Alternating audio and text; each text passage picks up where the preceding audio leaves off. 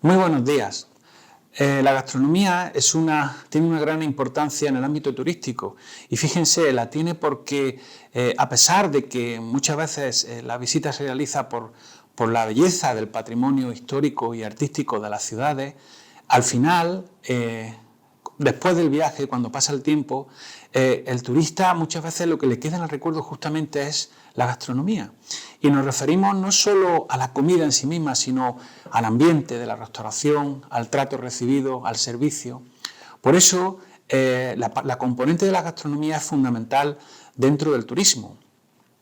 Y por eso es tan importante la organización de encuentros como el que hoy presentamos, el tercer encuentro sectorial de turismo, universidad y empresa, porque es necesario que después de esta pandemia, que esperemos que salgamos de ella lo antes posible, nuestro sector de la gastronomía, nuestro sector de la restauración, impulse su afán, impulse su actividad a través de la innovación, en colaboración con la universidad, tanto en la componente de la formación como de la investigación y de la transferencia, para que después de la pandemia proyecte esa actividad económica.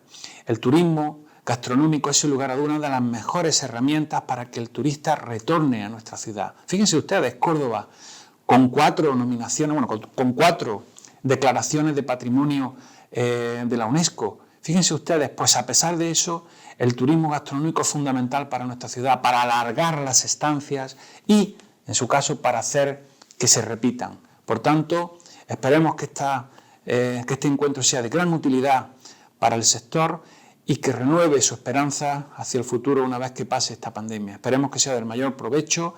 El programa es muy ambicioso y hay unos especialistas de gran nivel, tanto de la universidad como del territorio, y creemos que sin duda este encuentro, junto con los otros que ya ha habido, el primero y el segundo y el cuarto que vendrá en diciembre, están tratando los pilares donde se necesita más que nunca esa creatividad y esa innovación dentro del turismo en Córdoba. Muchas gracias. Bien, buenos días a todas aquellas personas que nos están escuchando, nos están viendo al otro lado de la red telemática y, por supuesto, darles la bienvenida y agradecerles pues el interés que han demostrado en estar hoy con nosotros en este tercer encuentro de turismo, empresa y universidad, que vamos a dedicar especialmente pues al subsector turístico tan importante en Córdoba como es el de los establecimientos de restauración, fundamentalmente aquellos establecimientos que sirven comidas al público y que además particularmente tienen una mayor orientación turística. Obviamente tenemos que advertir que el comportamiento de aquellos restaurantes o establecimientos de comida que están más orientados hacia el público local pues han tenido más posibilidades a lo mejor de adaptarse a la nueva situación, pero no ha sido así en muchos casos y les ha obligado al cierre pues a los establecimientos más enclavados en la zona de mayor afluencia turística, por ejemplo de la ciudad de Córdoba y de algunos municipios de la provincia, que estaban muy orientados fundamentalmente a la demanda nacional o internacional que nos viene de fuera. Entonces, evidentemente, ha sido este tipo de establecimientos los que peor han podido afrontar la crisis derivada de este nuevo escenario de la pandemia del COVID-19. Pues bien, este tercer encuentro ha sido posible, una vez más, gracias al apoyo que estamos teniendo en este Centro de Análisis y Prospectiva del Turismo en Córdoba, por parte de la Oficina de Transferencia de Resultados de la Investigación de la Universidad de Córdoba y del Vicerrectorado de Investigación y Desarrollo Territorial de la UCO. Y, como no, también tenemos que agradecer particularmente la colaboración, la implicación que en todo momento han tenido para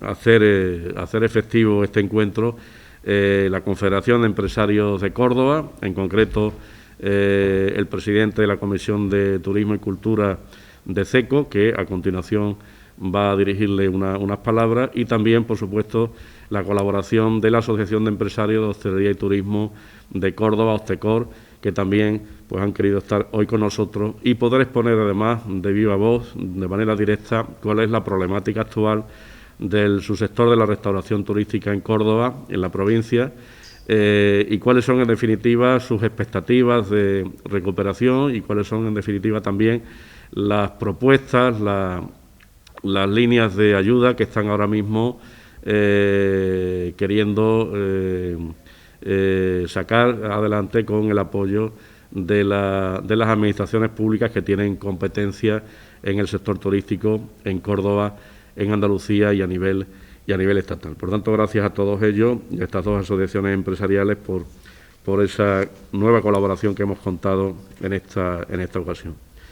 El poder también hacer efectivo este tercer encuentro de turismo, universidad y empresas dedicada al sector de la restauración ha sido posible también por la implicación que no pocos profesores e investigadores de la Universidad de Córdoba están teniendo en desarrollar líneas de investigación relacionadas con el segmento de demanda del turismo gastronómico, la gastronomía en general de nuestra ciudad y nuestra provincia, y también líneas de investigación referentes a gestión empresarial, estudio de la demanda del turismo gastronómico, etcétera, etcétera.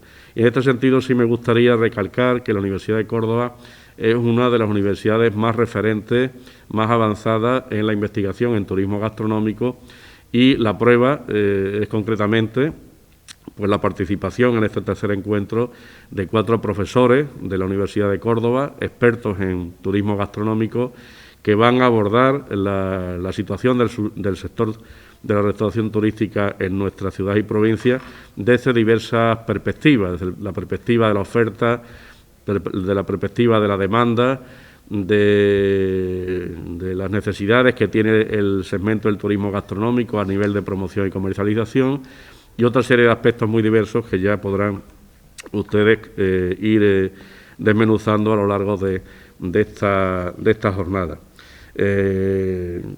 Tengo que mencionar concretamente pues la colaboración del profesor de la Universidad de Córdoba, don Ricardo Hernández, también experto en gastronomía, que es quien va a coordinar la mesa de ponentes, el panel temático de turismo gastronómico, como también tengo que mencionar a don Francisco Javier Jiménez Beltrán, que va a centrarse fundamentalmente en el perfil y en las motivaciones de la demanda del turismo gastronómico en Córdoba, a don José Antonio Cava, que se va a centrar fundamentalmente en dar una visión un poco de la situación actual de las distintas rutas gastronómicas principales que tenemos en la provincia. No va a hablar de todas porque sería excesivamente largo, pero se va a centrar fundamentalmente en la ruta del jamón, la ruta del vino y la ruta del aceite.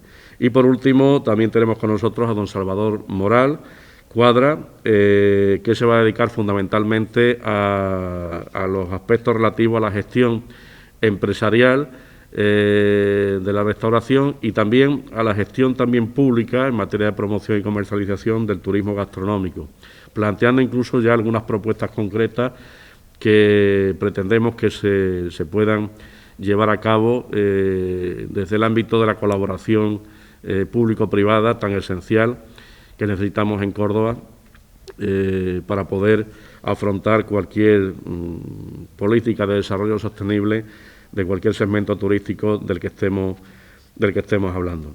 Yo tampoco me quiero extender mucho más, decir que creemos que sinceramente que este encuentro era muy necesario, no solamente por la situación coyuntural negativa en la que nos encontramos como consecuencia de la pandemia, sino también porque tenemos que reconocer, y así lo ha hecho con motivo de estas jornadas el propio vicerrector de Investigación y Desarrollo Territorial, don Enrique Casada, de la Universidad de Córdoba, cuando ha dicho concretamente que el sector de la gastronomía es mucho más incluso que turismo. Evidentemente es unas señas de identidad claramente referenciales de nuestra propia cultura territorial, y eso lo tenemos que tener muy en cuenta. Y es también, en definitiva, pues una seña de identidad la gastronomía cordobesa, pues de nuestro imaginario turístico. Además, señas muy diferenciales porque tenemos que considerar pues la gran riqueza gastronómica desde el punto de vista histórico-cultural que hemos ido acrecentando con el paso de los siglos, con aportaciones de la cultura romana, de la cultura cristiana, la cultura musulmana o la cultura judía, y no digamos también con las innovaciones también de las últimas décadas en materia de cocina experimental, cocina innovadora, nueva cocina, como llamamos también en algunos casos, que han ido haciendo de la gastronomía cordobesa pues todo un referente a nivel nacional e internacional. Sin embargo, y yo creo que aquí coincidimos un poco todos, ¿no?, de que tampoco podemos vivir un poco de las rentas, ¿no?, de esas rentas históricas que ha aportado ricamente la gastronomía cordobesa y sus restauradores, ¿no?, y sus cocineros y todos los trabajadores y trabajadoras que, en definitiva, han aportado su granito de arena en estos establecimientos de comida. Hay que apostar por el futuro, hay que apostar por la mejor sostenibilidad de este segmento de demanda turística, este es un sector, digamos, económico de primera magnitud, y hay que reconocer también los problemas estructurales que tiene este segmento, ¿no?, las deficiencias que tenemos a lo mejor en materia de profesionalización, en materia de promoción y comercialización, y mirar hacia el futuro de cara a ir planteando también una hoja de ruta conjunta entre empresarios, entre profesionales y entre administraciones públicas para ir aportando pues ideas innovadoras y propuestas de mejora de este subsector turístico. Muchas gracias, por tanto, por su atención y esperamos que estas jornadas pues sean del interés de todo el público que nos está escuchando y viendo. Y simplemente terminar con recordando al público que nos está viendo que, por favor, en el plazo máximo de media hora, como muy tarde, nos vayan formulando preguntas o cuestiones que quieran que los distintos ponentes de este tercer encuentro respondan o atiendan, digamos, en sus diversas intervenciones. No va a ser posible una mesa de debate final, por desgracia, de conclusiones y de intervenciones por las circunstancias, las restricciones que estamos teniendo como consecuencia de la pandemia, y por tanto, para intentar ordenar esas preguntas y esas cuestiones y que puedan ser respondidas directamente por los ponentes, yo les agradecería que a través del chat de la plataforma telemática que nos las hagan llegar e intentaremos pasarlas directamente a los ponentes para que respondan también en sus momentos de intervención. Y a continuación pues va a intervenir el presidente de la Comisión de Turismo y Cultura de CECO, don Javier Campo, al que volvemos a agradecerle su implicación en estos encuentros que estamos desarrollando a través del Centro de Análisis y Prospectiva del Turismo en Córdoba. Buenos días. Buenos días. Ante todo, muchísimas gracias a la Universidad de Córdoba y especialmente al profesor Rivera, puesto que en estos momentos dramáticos que estamos viviendo en el sector de restauración, en el sector turístico, en el sector empresarial, que está relacionado con el sector turístico y concretamente con el tema gastronómico que hoy nos invitan a reflexionar desde la universidad, pues lógicamente quiero agradecer esta posibilidad de participar, de sumarnos a esta reflexión docta de la universidad, porque es necesario, dada la circunstancia que estamos viviendo, y es el momento oportuno de aprovechar estas circunstancias complejas, muy complicadas, pues para reflexionar y pensar que habrá un día pronto, que queremos que sea antes que mañana, cuanto antes que surja de nuevo la posibilidad de la actividad económica volver a reflotar. Desde el punto de vista turismo gastronómico, también mostrar la satisfacción porque Córdoba ha sido líder, sobre todo de los años 60 a los 80, en aquel turismo, en aquella época donde empieza a desarrollarse el turismo en España, y sobre todo esa vía de Madrid a Torremolinos. Había 3 establecimientos punteros y fundamentales a los que tenemos que hacer mención y homenaje, y 2 de ellos de importantes empresarios de nuestra provincia y de nuestra ciudad.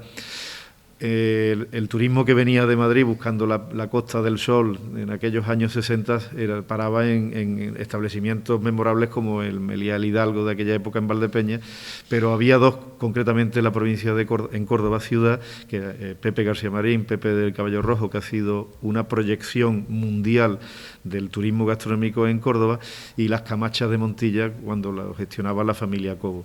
Entonces, en homenaje a esa labor de esos años, de ese ese turismo incipiente de los años 60, pues lógicamente primero reconocerlo. Porque Córdoba luego, en los años 80, una vez que llegó la Nouvelle Cuisine a finales de los 80, pues quedó en un impasse.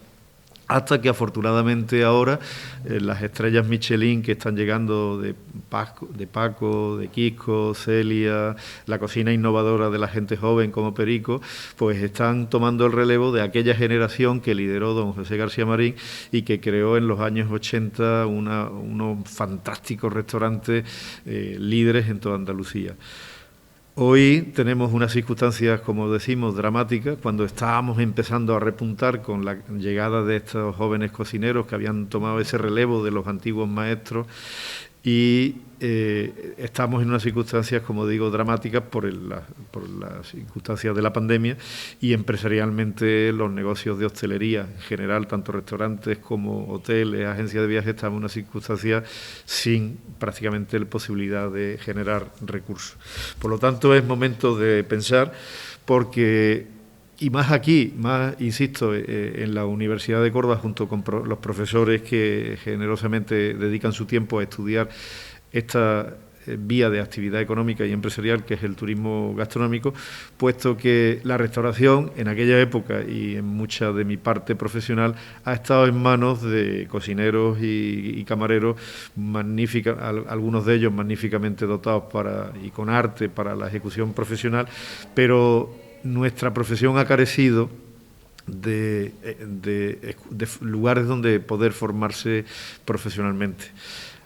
Incluso en Córdoba hoy tenemos una sola escuela de hostelería que está absolutamente copada, las plazas están más que demandadas y tenemos esa necesidad de formación en el sector.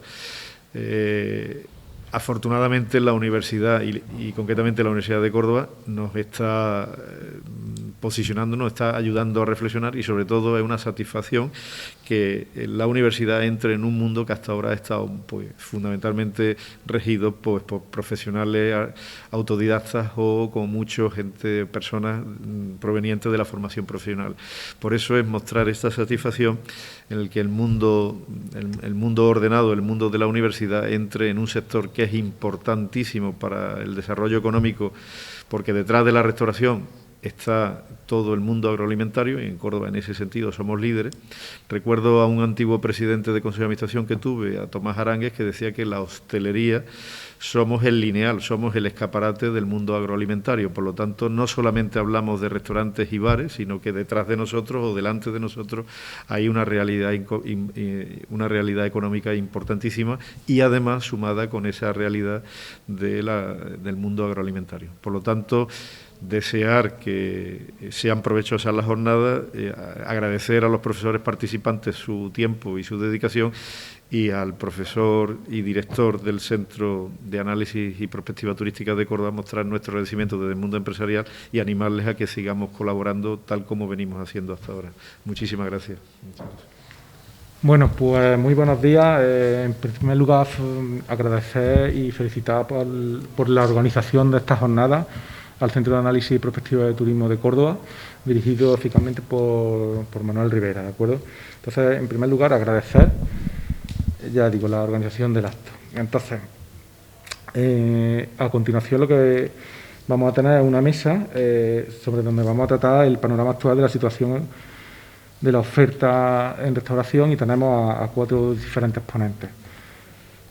Pues tendremos, eso lo presentaré ahora, pero antes de empezar sí me gustaría hacer un contexto de la situación general, brevemente de 10 minutos, no más, y para que estemos en perspectiva de dónde estamos y hacia dónde estamos dirigiéndonos.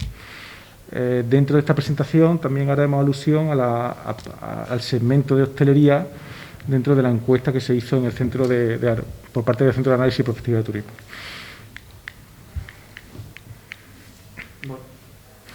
Bueno, en primer lugar, por situarnos, a nivel nacional, ¿cuántos establecimientos tenemos y cuál ha sido la evolución? Tenemos más de 314.000 establecimientos, tomados tanto de datos del INE como de DIRCE. Y en general hemos estado en una evolución de un 3-4% en cuanto a número de establecimientos. Si este dato a nivel nacional, bueno, ya saben ustedes, el INE agrupa todo lo que es hostelería. A nivel, si bajamos y vemos la diferencia en qué tipología de empresas son, enseguida nos damos cuenta que a nivel nacional, y Córdoba en ese caso ya le adelanto que no hay ninguna diferenciación, prácticamente el 99% son lo que denominamos autónomos, o sea, con prácticamente 94.000 empresas en el año 2018, o 184.000 lo que son pymes y micropymes, es decir, empleados de 10, 20, 30. O sea, la hostelería en España, que tiene más de 500 trabajadores, representa realmente muy poca cantidad.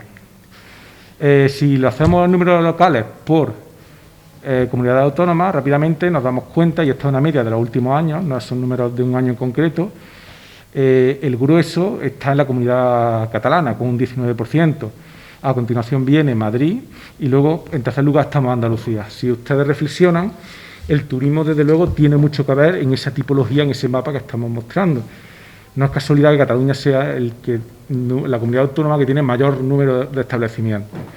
Si después de Andalucía, que hemos visto que ha sido 11%, bajamos por fin a Córdoba, los últimos datos que tenemos, y esta fuente es del Anuario de Hostelería de España, Córdoba es de la tercera provincia en número de establecimientos que presenta de todos. Luego, conclusión principal, que nosotros somos una potencia en hostelería y gastronomía en cuanto a número de establecimientos. Si vemos y volvemos y ponemos más la lupa, ¿qué ocurre? ¿Qué ocurre? Pues que más del 50% de los establecimientos de hostelería en Córdoba y provincia, el 50% se encuentran aquí, en la capital. El resto están difuminados tal y como aparece en el mapa que están ustedes viendo. Y si bajamos todavía aún más, nos damos cuenta que el 50% de todos los establecimientos que están en la capital se ubican en 4 zonas. En la zona centro, zona Mezquita, San Basilio y lo que es la parte del río. Con lo cual, empiezan ustedes a darse cuenta de cuál es la geografía de los establecimientos de hostelería. Bueno, pues con todo eso nosotros aplicamos una encuesta donde preguntamos a distintos sectores, y entre ellos restaurantes y tabernas. En esta breve introducción yo lo que vengo a traerles son algunas de las preguntas que hicimos aquí, que han sido de las más llamativas, ¿no? Bueno, en primer lugar, y en hostelería, ¿qué porcentaje de clientes de su sector ha perdido entre marzo y junio? Bueno, pues se perdió el 75% de los clientes al estar, como saben ustedes, cerrados. Esto ahora mismo es una realidad, o incluso podríamos decir que un poquito más. ¿Cuáles son los siguientes costes de funcionamiento que afectan a la sustentabilidad de la empresa? En hostelería hablamos. En primer lugar, los empresarios nos señalaron el gasto de personal. En segundo lugar, créditos y préstamos. Y en tercer lugar, los gastos de seguridad social y sanitaria, etcétera. En cuanto a la pregunta, ¿ha cedido a los créditos ICO avalados por el Estado? Bueno, curiosamente, pese a perder el 70% de los ingresos, solamente el 54%, la mitad de esos establecimientos, declararon que sí, que habían accedido, mientras que el 38% ni siquiera lo había solicitado.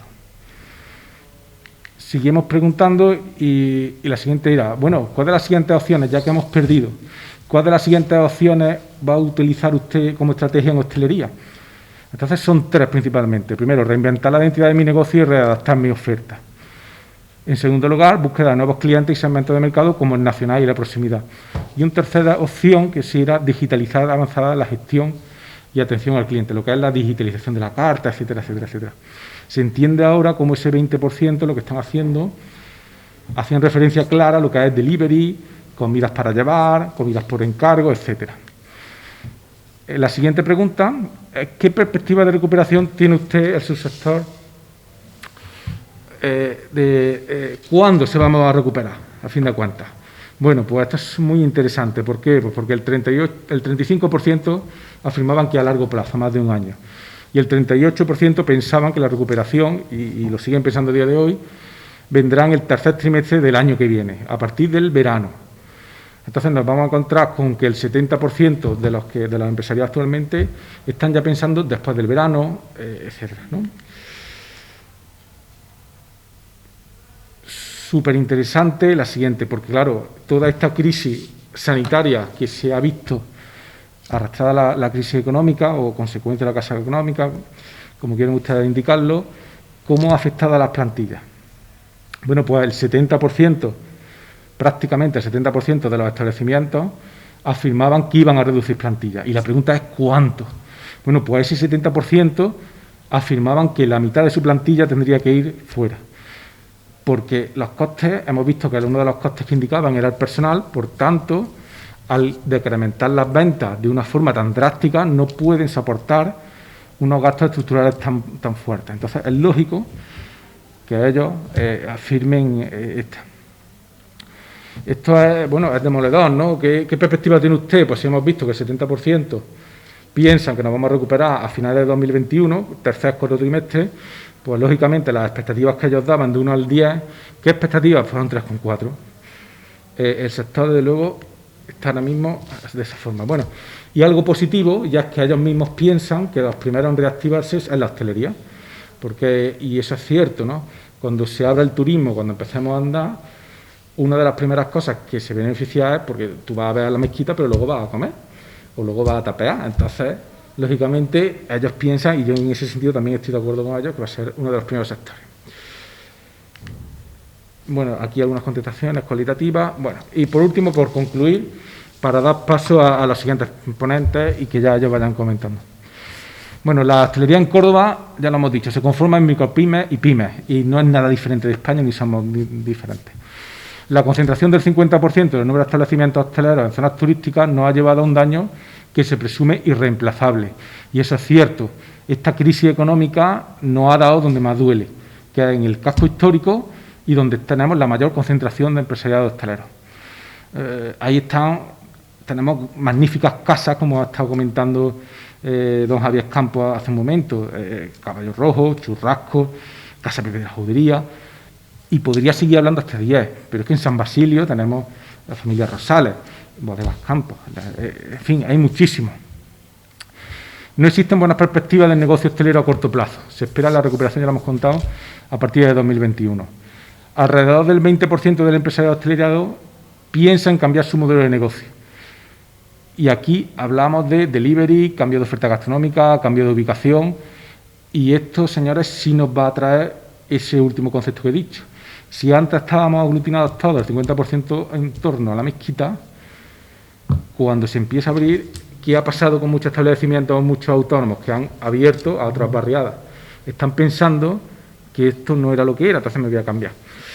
El 69% decrementará, prácticamente el 70%, decrementará el número de empleos, en una media de casi el 50%. Ojo a eso. De todos los establecimientos hosteleros que hemos visto al principio, de que son de Córdoba, que el 70% eliminen empleo. Y por último, los que continúan con el negocio de hostelería sí piensan que son ellos precisamente los que van a salir fortalecidos.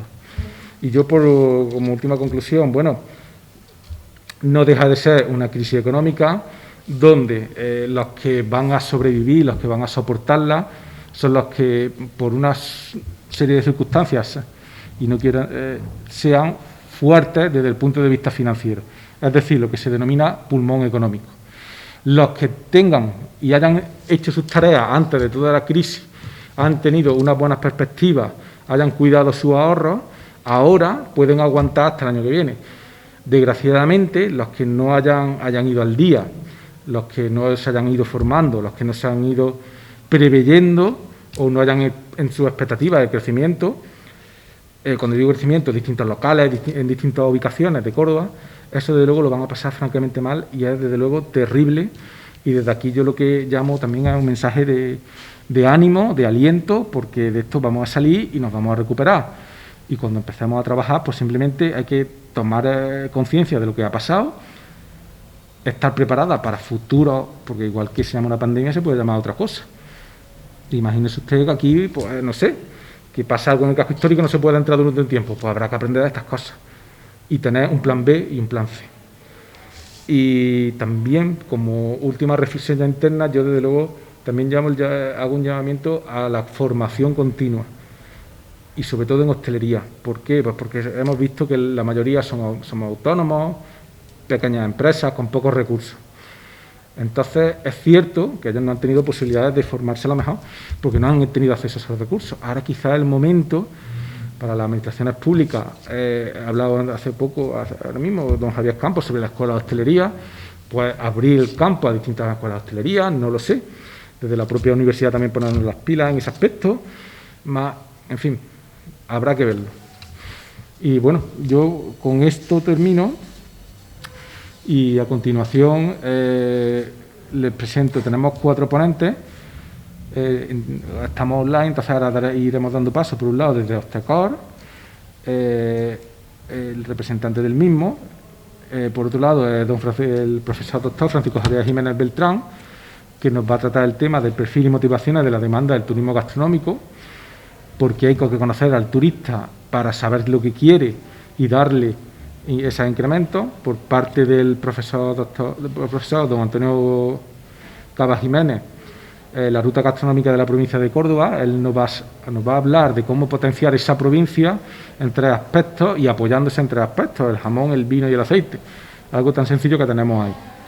Y por último, muy interesante, las propuestas de implicaciones para la gestión del turismo gastronómico en Córdoba, por parte del profesor doctor don Salvador Moral Cuadra, del área de Economía Aplicada.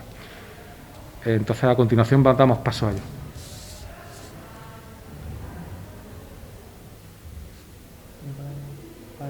¿Ah?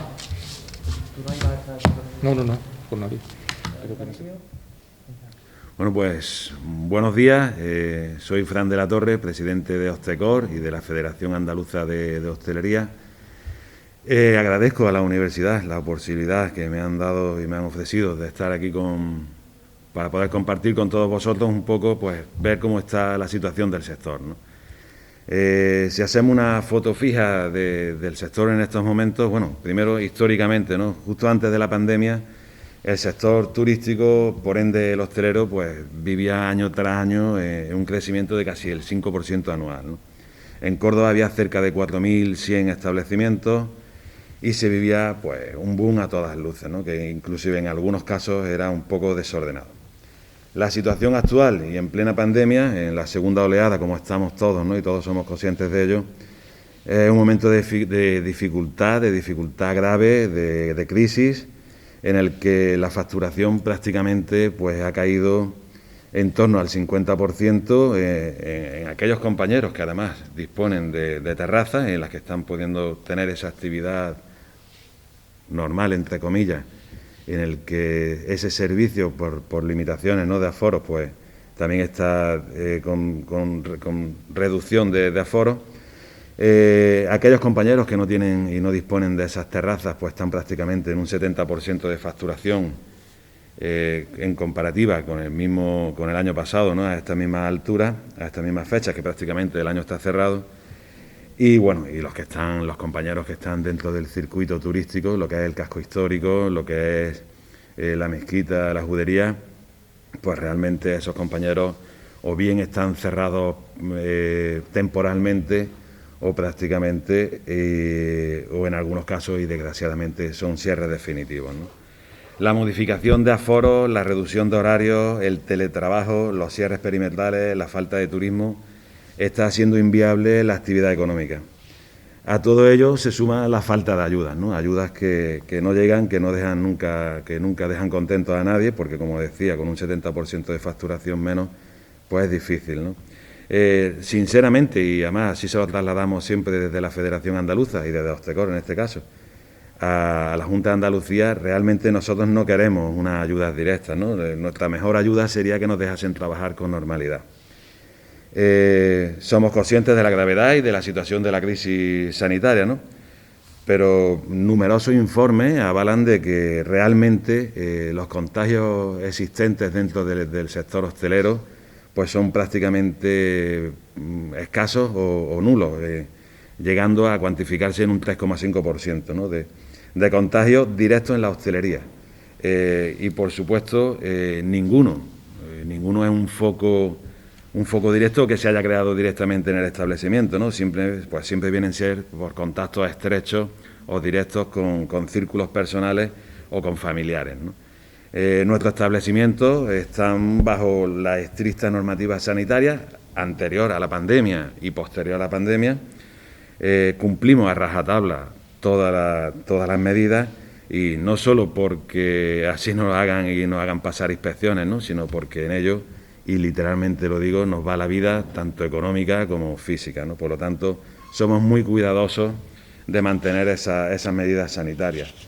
¿Qué es lo que nosotros decimos siempre? Que más que ser el problema, casi somos la solución. Se está viendo diariamente cómo se está cambiando la normativa o la forma de actuar de la sociedad. Pues bueno, porque si a las 6 de la tarde no tenemos un establecimiento donde poder tomar un café, un refresco o tomar una cerveza conjunto con los vecinos, con los compañeros de trabajo, con los amigos, pues al final eso se está redirigiendo a lo que están llamando tanto la atención y es donde están realmente los focos, que son en las fiestas familiares, en las no ferias, en las fiestas de chicos jóvenes que hacen el botellón, el llamado botellón, ¿no? Como decía antes y retomando el tema de la ayuda, nosotros no queremos ayudas finalistas o directas, que evidentemente si vienen mejor serán, ¿no? Porque así nos ayudarán en esta situación tan difícil. Sabemos y entendemos perfectamente, porque hablamos continuamente con la Junta de Andalucía, que esas ayudas directas son difíciles de activar, pues bueno, primero porque son una cantidad bastante importante de establecimientos y a cualquier pequeña cantidad que se le ponga, si lo multiplicásemos por los establecimientos que somos, pues saldría una cantidad importante y que bueno, que estamos a final de año y prácticamente el presupuesto está ya acabado o consumido, ¿no? Lo que pedimos principalmente es que los gastos fijos que soportamos pues se repartan equitativamente. No puede recaer todo sobre la actividad hostelera, no puede recaer sobre todo sobre las mismas espaldas empresariales, ¿no? ¿Qué es lo que necesitamos? Bueno, pues como decía, con un 60% menos de facturación no podemos seguir pagando el 100% de los gastos fijos. Habrá que pedir a las suministradoras que apliquen descuentos y, ojo, descuentos, cuando hablo de descuentos, descuentos, no moratorias, porque si nos echan el balón para adelante, al final, dentro de 6 meses, estaremos en la misma situación. A los bancos, bueno, a los bancos que tantas veces se les ha rescatado, pues ahora tendremos que pedir que aplacen los créditos. Y vuelvo a lo mismo, cuando digo aplazar los créditos, es que nos den más tiempo para pagar, no que nos hagan pagar los intereses, ¿no? A los propietarios de los locales también es una gran petición por parte de Orecano, porque bueno, seguimos pagando en muchas de las ocasiones, seguimos pagando el 100% del alquiler, cuando hay compañeros que inclusive tienen cerrado el alquiler, no tienen actividad económica ninguna, o simplemente, como decía, están facturando muchísimo menos que con respecto al año pasado, ¿no? Ahí sí hemos llegado a un acuerdo con la Junta de Andalucía, que además salió en las últimas medidas que anunció el presidente de la Junta de Andalucía, en el que hay un plan garantía, un plan de financiación, en el que si el arrendador llega a un acuerdo con el arrendatario en torno a un 25%, de ahí para adelante, evidentemente no se pone máximo, si se pone el mínimo del 25%, pues el empresario podría conseguir una financiación directa y hacer un pago de 6 meses directamente al arrendador, de tal forma que luego el arrendatario, estaba hablando al contrario, el arrendatario es el que haría ese descuento, el arrendador podría disponer de un año para poder hacer pago de esos 6 meses, ¿no? Por lo tanto, eso facilitaría mucho. Seguimos trabajando con la Junta de Andalucía para conseguir también un garantía para proveedores. También hay proveedores que, desgraciadamente, cuando la hostelería no funciona, pues también lo sufren, ¿no?, en cuantía. Me decían y me preguntaban, precisamente aquí en la universidad, que habían hecho una pregunta sobre el tema de la financiación, las líneas ICO y las líneas garantia. Bueno, desgraciadamente, y fue otra de las cosas que se pedían y se exigían desde el sector, era que se flexibilizasen las exigencias que nos hacían, ¿no? Porque, bueno, si bien las líneas ICO tenían un 80% de aval por el Estado, al final había que avalar personalmente y iba contra nuestras propias propiedades esas líneas, ¿no? Yo creo que, si mal no recuerdo, y antes de la segunda oleada, estaba en un 7% de las empresas de hostelería en Andalucía que se habían acogido a esas líneas ICO. Pues un 7% de 55.000 establecimientos pues es una insignificancia, ¿no? Sobre las garantías, los garantías eran un 100% de aval de la Junta de Andalucía, pero igualmente los bancos al final miraban tu actividad económica, si tenías cash flow, si tenías posibilidades de pago, y sobre todo era si no tenías ningún atraso con ninguna de los impuestos, ¿no?, de seguridad social, de Hacienda, que bueno, pues como todos sabemos, y desgraciadamente aquí en Córdoba en particular, que somos ciudad de interior, que no hemos tenido verano, nosotros cortamos prácticamente en enero de este año, o sea, fíjate la línea que hemos tenido, ¿no?, en Córdoba, cortábamos en enero la temporada alta o las Navidades. Enero, febrero y marzo siempre son temporadas muy bajas en Córdoba, porque ahí va apenas turismo. Y llegó abril y mayo, ¿no? Y con mayo pues toda la pandemia, todo el confinamiento. Por lo tanto veníamos de una temporada baja que en muchas de las ocasiones lo que los hosteleros solemos hacer es esos 3 meses pues dejar pendientes o llegar a acuerdos con Hacienda y con la Seguridad Social para poder pagar en la temporada alta, que era mayo, en la que todos esperábamos como agua de mayo, nunca mejor dicho, poder pagar esos atrasos, pero nos pilló el toro por mitad de la cintura y con una herida grave, ¿no? A partir de ahí fue un confinamiento, después un verano, que es temporada baja, y después del verano nos ha venido la segunda oleada. Estamos metidos en plena temporada de Navidad, campaña de Navidad, la cual damos también por perdida, porque a las 6 de la tarde ni hay comida de Navidad, ni hay comida de empresa, ni de amigos. Y bueno, las noticias que hoy nos hemos levantado es que quieren cerrarnos a la 1 de la mañana los días grandes y las reuniones no pueden ser de más de 6 personas, ¿no? Por lo tanto, la temporada también va a estar baja. Y pedíamos esa financiación precisamente para hacer frente a esos atrasos que teníamos. Por lo tanto, es la pescadilla que se muerde de la cola y tampoco se conseguían esa financiación. Es más, los bancos pues han hecho en muchas ocasiones a sus propios clientes que tienen mejores condiciones, pues le han mejorado las condiciones o le han ofrecido esos préstamos. A los que estábamos sufriendo y a los que estamos pasando por esta situación no nos ha llegado la financiación y no nos ha llegado la financiación, ya te digo, siempre poniendo como aval nuestro propio patrimonio, ¿no? Una cosa que es incongruente a todas luces. De no conseguir, como decía, ¿no?, todo este tipo de ayudas que estábamos hablando, que en muchas de las ocasiones no son, como decía, no finalistas y que no van a ir en contra de los presupuestos de la Junta de Andalucía, pues la previsión de cierre a final de año del sector hostelero va a estar en torno a un 30%. Un 30% de compañeros que no van a poder volver a abrir la persiana y que eso va a llevar y va a conllevar, pues como por consiguiente, el aumento de desempleo, ¿no? Se ha demostrado que la hostelería a día de hoy no es solo un pilar importantísimo de la sociedad, sino que además es transversalmente importante, ¿no?, para el resto de sectores. En el momento que dejó de funcionar la hostelería, estamos hablando ya de abril-mayo, pues solo hay que hablar con agricultores, ganaderos, el sector de la pesca, distribuidores, y todos ellos pues están en la misma línea que el sector. Si nosotros tenemos una facturación de un 60% menos, yo puedo hablar de directamente relacionados con el sector, como son cerveceras o refresqueras, y ellos están en un 50% de menos de ventas, ¿no? Tienen a casi la mitad de la plantilla también en ERTE, están produciéndose despidos, por lo que la importancia del sector hostelero, ya digo que no es solo por ser el sector hostelero, sino ni por los empresarios, sino también por los trabajadores y por todo lo que lleva transversalmente. Y digo esto porque muchas veces se piensa, y así lo he escuchado en alguna ocasión, ¿no?, que dicen, bueno, si se cierra la hostelería, que no pasa nada porque no es una actividad de primera necesidad. Bueno, es verdad, no es una actividad de primera necesidad, pero sí es verdad que hay muchísimas personas que dependen de ella.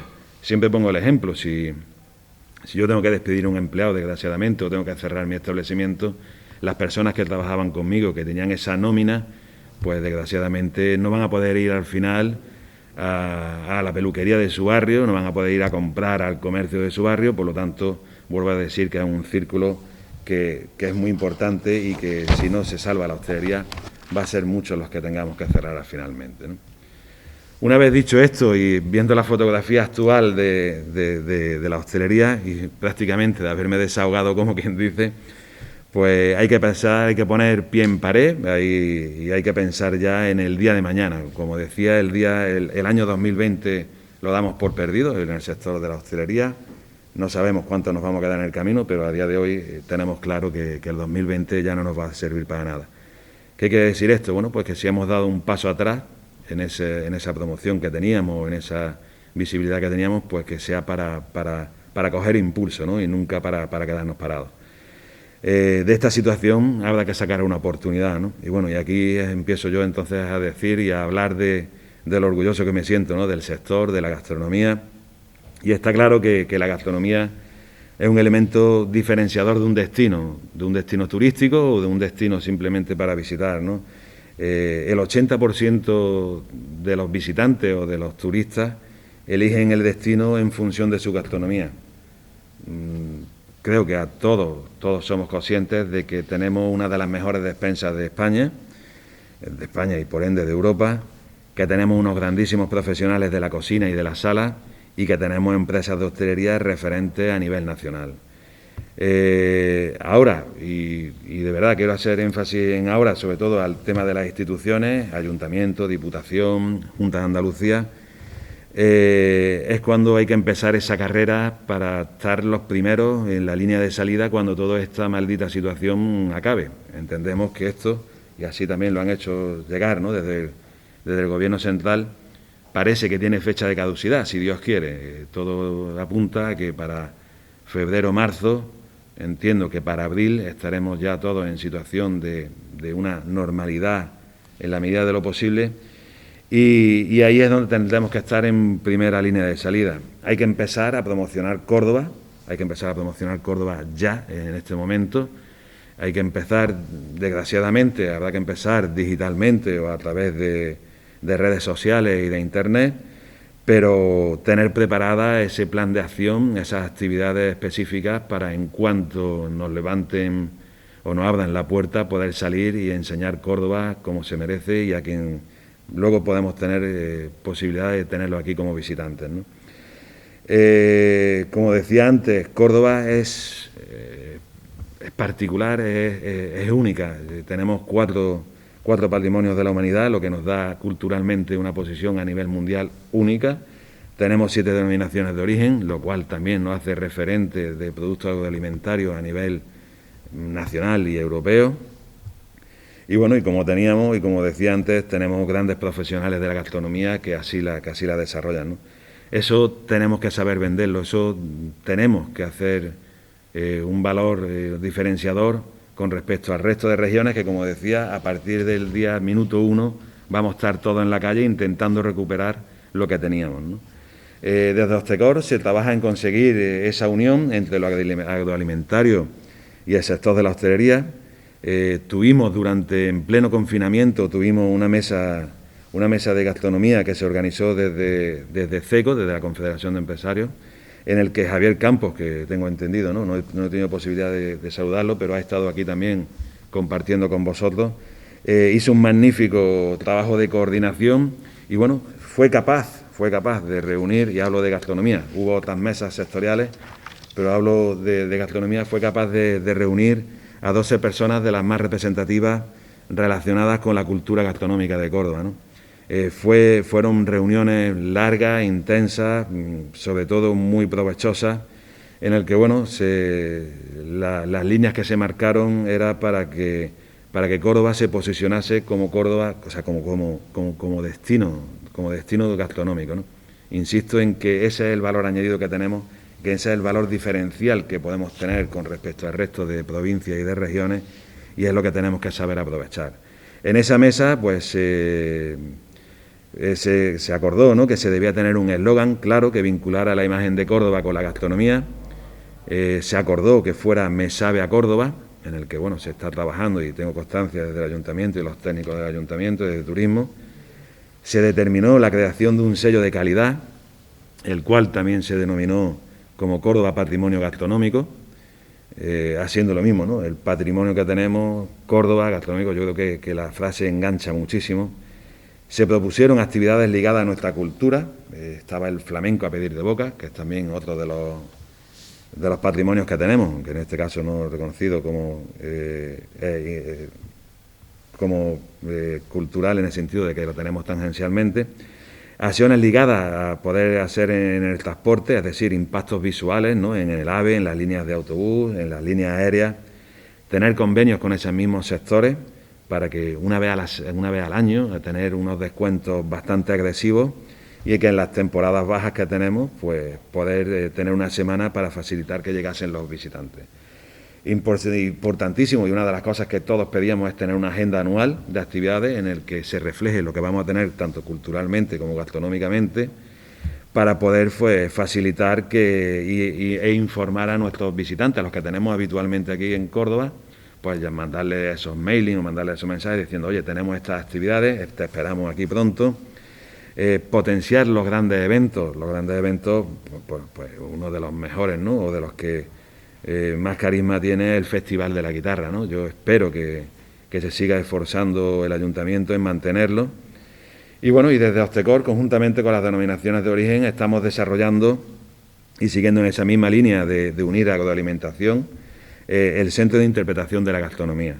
Este será un referente y un activo turístico más, en el que los turistas que vengan, los visitantes que vengan por aquí por Córdoba, podrán visitarlo, podrán sentir y catar nuestro producto agroalimentario y servirá de catalizador para el resto de la provincia, ¿no?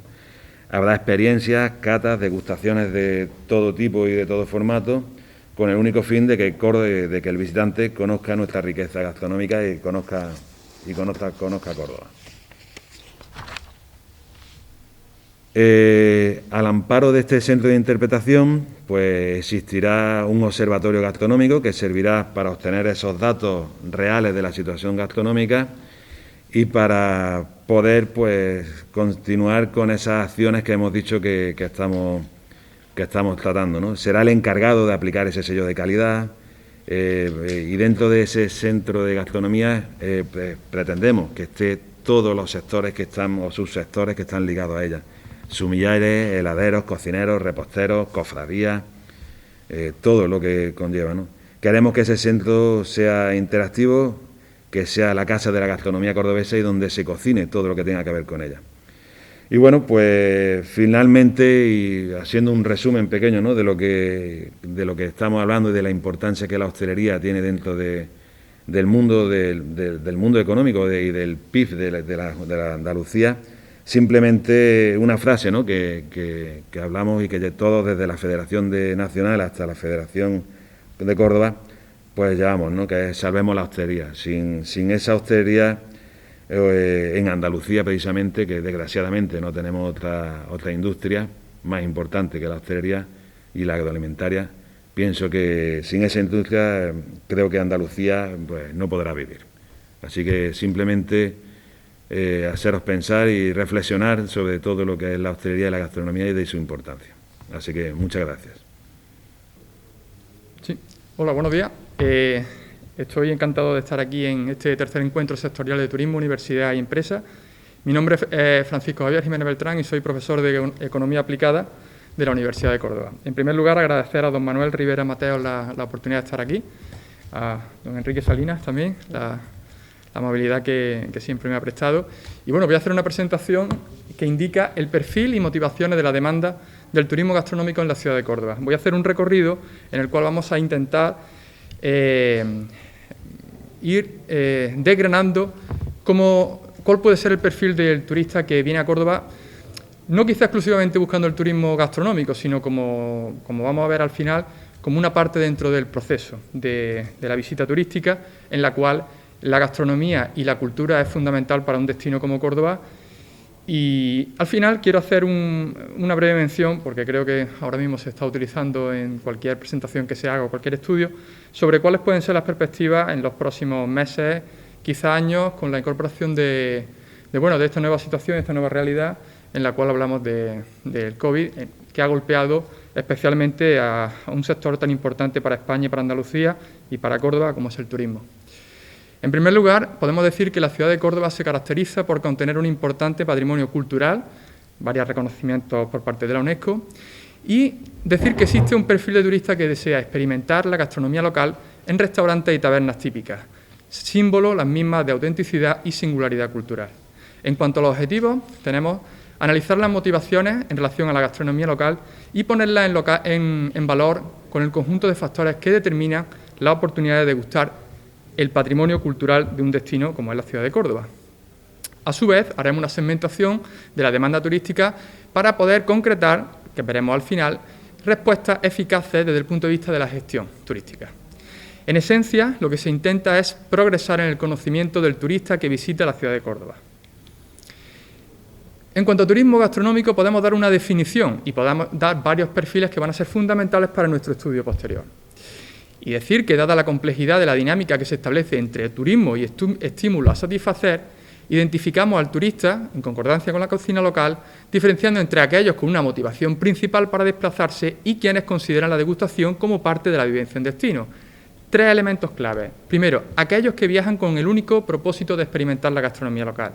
A continuación, aquellos que perciben la experiencia turística, culinaria en este caso, de forma relevante, pero no es el único motivo para desplazarse a un destino. En tercer lugar, sería ya el aspecto en los cuales existen turistas que acercarse a la cocina en un destino solo representa una necesidad física a satisfacer. Por ejemplo, el turista que viene a Córdoba y decide pues, ir, por ejemplo, a un restaurante de cadena rápida para comer, porque lo que le interesa es otras motivaciones, otras ideas. En esencia, la actitud y el estímulo para la degustación varía en función del prisma de cada viajero. En cuanto al turismo gastronómico, podemos decir varias ventajas y desventajas. Entre las primeras, encontramos que disminuye la estacionalidad turística, contribuye a la creación de puntos de venta adicionales, facilita, y esto es un aspecto esencial, la educación culinaria y genera notoriedad de marca y lealtad potencial al territorio de visita. En cuanto a las desventajas, en muchos casos se necesita un elevado capital, se necesita requisitos adicionales de seguridad y salubridad, puede haber posible conflicto medioambiental y además una saturación desde la óptica patrimonial, es decir, un destino en el cual vienen muchos turistas, puede verse también esa situación de saturación. En cuanto a la gastronomía local, porque dentro del turismo gastronómico podemos diferenciar el turismo gastronómico y turismo gastronómico en el cual la gastronomía local representa un papel fundamental. Podemos decir que retrata especialidades culinarias autóctonas, cultivadas y producidas localmente, reflejo fiel de la cultura propia. 2 aspectos esenciales, e incluso podemos verlo dentro del punto de vista actual que tenemos ahora mismo. Por un lado, la salud y el aspecto medioambiental, asociada perfectamente a la cocina mediterránea. A continuación, existe un verdadero interés turístico en lo cual la autenticidad y singularidad de la gastronomía representa un aspecto clave para su función. En esencia, la gastronomía local representa la oportunidad de experimentar la cultura culinaria y disfrutar de ingredientes y platos locales creados por el clima, la cultura, las costumbres, las tradiciones y la historia del destino de estancia. De esta manera, la cocina local representa un legado cultural y debe conformarse en base a territorios en cuales aparece como aspectos básicos la calidad y autenticidad de los mismos. Ahora vamos a pasar a la parte, digamos, teórica, en la cual vamos a ver qué estudio vamos a realizar. Pues, por ejemplo, para determinar la oportunidad de degustar, porque más que consumir, la palabra es degustar, la gastronomía local en un destino se debe especialmente a 3 aspectos. Primero, factores internos, como puede ser la motivación, aspecto clave de nuestro estudio, los rasgos de personalidad y los aspectos sociodemográficos. Por otro lado, factores externos, es decir, ajenos a la propia persona, en el cual aparece la gastronomía y la restauración como tal. Y luego existen otros factores, como serían las creencias religiosas, un aspecto muy importante y muy estudiado, el estatus social y el capital social. Pues bien, en nuestro estudio va a aparecer la motivación, los factores demográficos y los factores externos. Todo ello hace que la experiencia contribuya a la satisfacción y lealtad con el destino. La lealtad contribuirá a su vez a la posibilidad de fidelizar a ese cliente, cosa que sería bastante importante para el territorio. En cuanto a los factores motivacionales, encontramos 5 dimensiones. Por un lado, experiencia cultural, relación interpersonal, emoción, atractivo sensorial y saludable. La experiencia cultural es la oportunidad de aprender sobre una cultura diferente conectando a través del patrimonio intangible del destino. La capacidad de proporcionar en base a la degustación culinaria momentos agradables en familia, reforzando los lazos de unión, sería la relación interpersonal. Saborear la cocina local de un destino se acepta como una forma de escapar de la rutina, resultando una experiencia única. Esto sería un aspecto de emoción.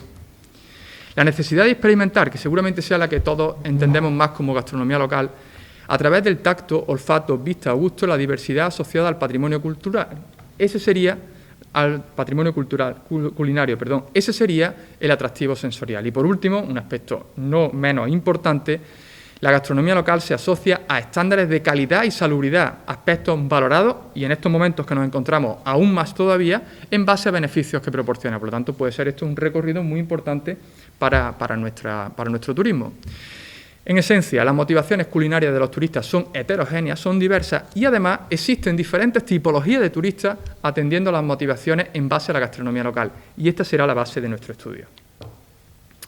En cuanto a los factores externos, podemos encontrar dos que son propios de la gastronomía, como sería la calidad, el buen sabor y presentación atractiva, el uso de ingredientes frescos, la amplia gama de platos, la cultura, donde se respeta el sabor original, la innovación, nuevos sabores de platos, la cocina tradicional. Esos serían propios de la gastronomía. Luego, por otro lado, tenemos la instalación y el servicio. Es decir, la instalación podemos hablar del diseño, la atmósfera, y el servicio, algo muy importante como puede ser la profesionalidad, la hospitalidad y una variable que, bueno, muchas veces no os gusta hablar, pero es esencial para cualquier aspecto de experiencia asociada al turismo, que es la variable precio. En esencia, la percepción de gastronomía local es significativamente distinta, valorada en mayor medida por aquellos turistas que tienen una mayor motivación. Dentro de la gastronomía de la ciudad de Córdoba podemos ver la influencia permanente y eterna, digamos, como legado de las tabernas y tapas, ya que en las tabernas se produce una sinergia entre la herencia cultural e histórica de la ciudad y la cocina basada en esta identidad. Además, la tapa se configura como una singularidad cultural de la gastronomía local, implicando un acto social mediante su degustación, que normalmente se da fuera de casa. En cuanto a las especialidades tradicionales, en el caso de Córdoba tenemos la influencia del aceite de oliva, el salmorejo, el rabo de toro, flamenquín y pastel cordobés como producto de gran calidad que ofrece la tierra, entre otros.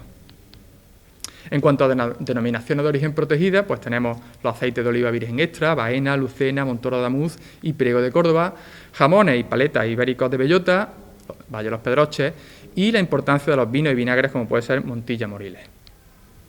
En cuanto a la metodología que vamos a utilizar, es esencialmente analizar las motivaciones en relación a la gastronomía local del destino de Córdoba. Se hicieron 972 encuestas válidas, se presenta para turistas nacionales e internacionales en 4 idiomas, con un programa SPS 24, y se hizo especialmente el estudio en restaurantes y tabernas típicas. Bien, en cuanto a la motivación general para la visita de Córdoba como destino, la mayoría incide en aprender sobre su cultura y ver monumentos, es decir, en una escala Likert 1,5, el valor más alto se alcanzó en esta escala. Y además, la gastronomía ocupa un lugar esencial. Luego ya aparecen otras y vemos como, por ejemplo, motivos médicos, entre los últimos, practicar deportes.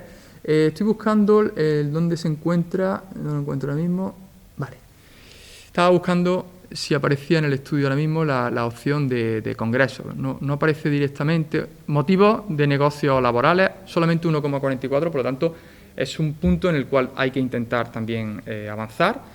En esencia, quienes visitan un destino cultural como es la ciudad de Córdoba desean acercarse a su patrimonio y obtener experiencias sensoriales únicas, disfrutando en mayor medida que el resto. Por lo tanto, la gastronomía local es esencial para territorios reconocidos cultural y patrimonialmente. Es decir, para el caso de Córdoba hay que aprovechar el tirón cultural que tenemos, la visita a la mezquita, al complejo de Medina Zara y otros, y aprovechar esa sinergia con la gastronomía.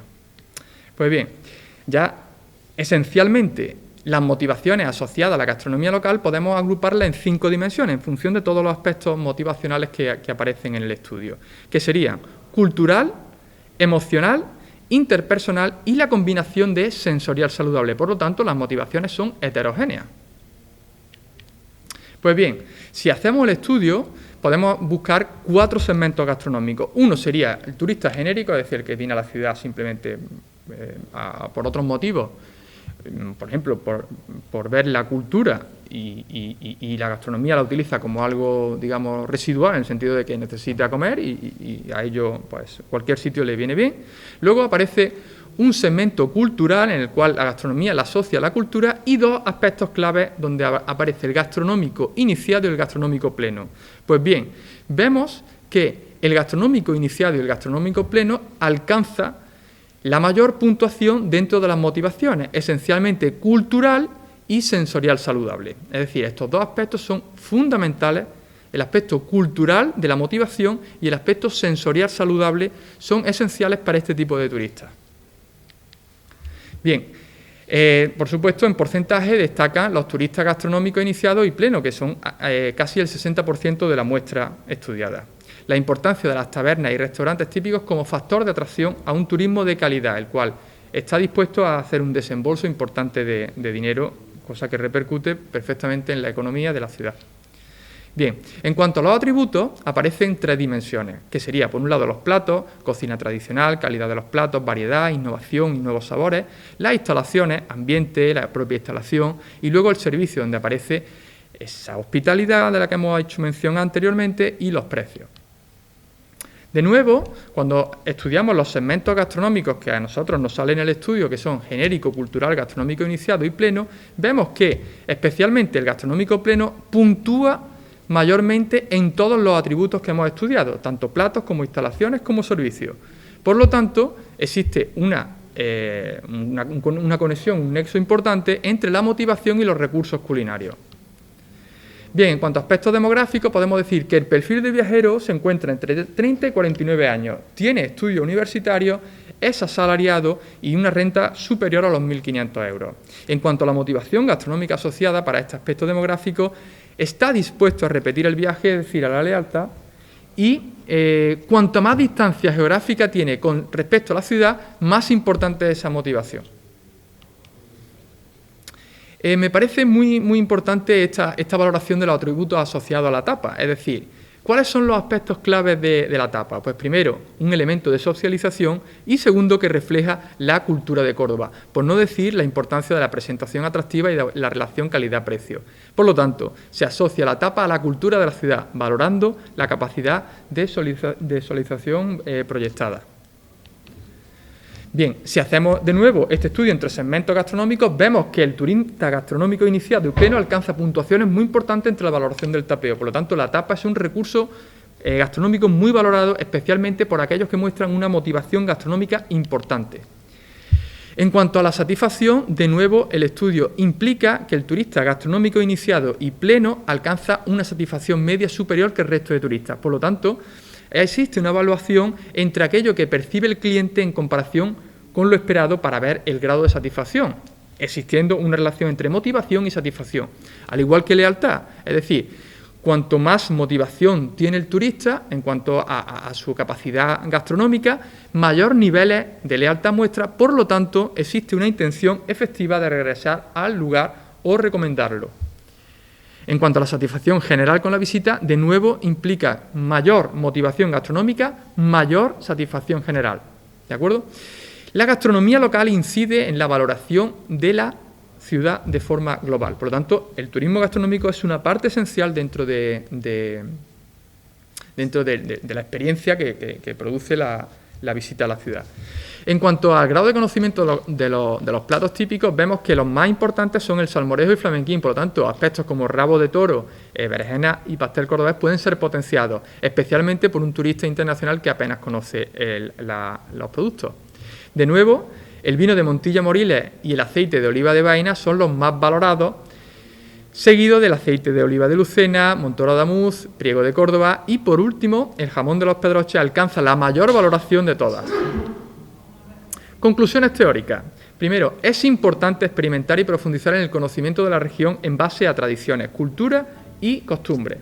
La experiencia física, sensorial y emocional en el disfrute de los platos locales es única. Y la apreciación por la cocina local resulta un elemento fundamental en la cultura del destino. Existen 4 dimensiones en función de motivación: sensorial saludable, cultural, relación interpersonal y emoción. En orden de importancia, la clave, podemos decir que es la sensorial saludable, los aspectos sensoriales saludables.